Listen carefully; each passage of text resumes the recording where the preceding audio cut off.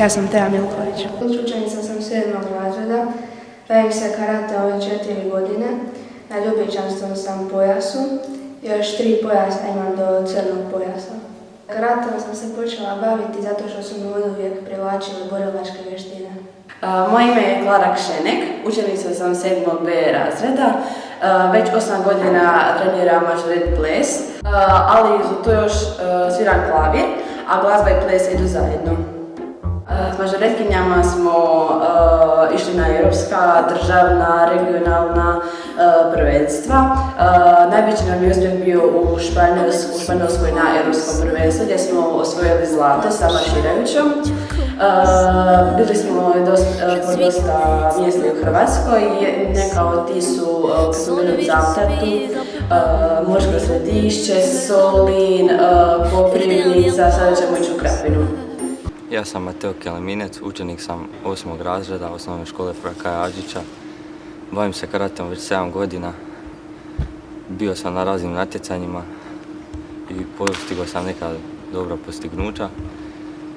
Bavim se karateom zato što volim to mi je neki to mi je dio života i uživam u tom raditi.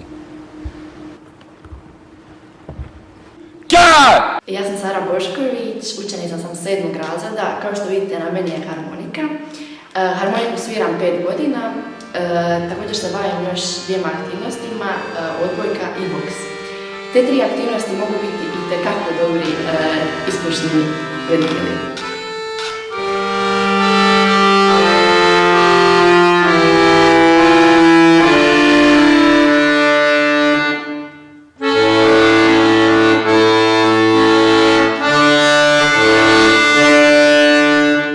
Ja sam Petar Vilješković, treniram boks treniram 4 godine.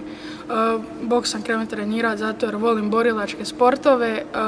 Ošao sam trenirati boks, svidio mi se i treniram ga i dan danas. Učenik sam 8. B razreda u osnovnoj školi Fra Kaja Adžića Pleternica.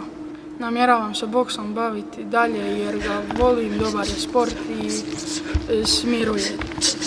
Ja sam Petra Pilaš. Ja sam Ana Mogušar. Zajednički nam je interes nogomet. Ja sam učenica 7. razreda i krilni sam napadač. Ja sam učenik 6. razreda, treniram nogomet 6 godina i na poziciji sam golman. Nogometom se bavim jer sam to vidjela od brata i zaljubila sam se u nogomet. Ja se nogometom bavim zato što mi je najzanimljiviji sport.